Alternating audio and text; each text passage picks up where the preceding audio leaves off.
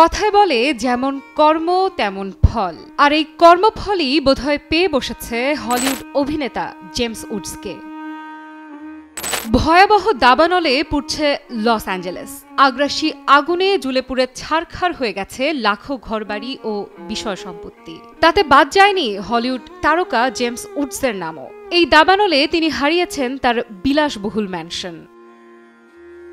অবাক করা বিষয়, তার এই কষ্টের ঘটনায় মানুষ করছে উপহাস। কিন্তু কেন? এই ঘটনার উত্তর জানতে ফিরে যেতে হবে 2023 সালের 19 নভেম্বর, যখন ইসরায়েলিরা নিরীহ ফিলিস্তিনিদের হত্যায় মত্ত। তখন এই অভিনেতা তাতে দিয়েছিলেন নির্লজ্জ সমর্থন। ইসরায়েলের সমর্থনে তিনি সামাজিক যোগাযোগ মাধ্যমে পোস্টও দিয়েছিলেন। তাতে লিখেছিলেন, কোনো যুদ্ধবিরতি নয়, ছাড় নয়, ক্ষমা নয়। সঙ্গে জুড়ে দিয়েছিলেন হ্যাশট্যাগে তাদের সবাইকে মেরে ফেলো।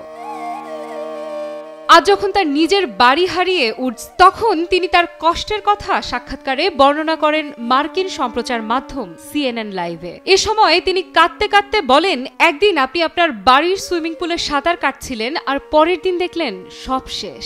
250-টিরও বেশি ডিজাইন অপশন নিয়ে ওয়ালটন স্মার্ট ফ্রিজ, বোঝে আপনার প্রয়োজন। উডসের কান্নার এই ভিডিও মুহূর্তেই সামাজিক যোগাযোগ মাধ্যমে ছড়িয়ে পড়ে। তবে অতি মানবিক এই ঘটনায় একদমই ব্যথিত নন নেটিজেনরা, যার কারণ হিসেবে তারা ব্যাখ্যা করছেন ফিলিস্তিনবাসীকে নিয়ে উডসের লেখা সেই পোস্টটিকে। আফরিদা ইফরাত, নিউজ 24।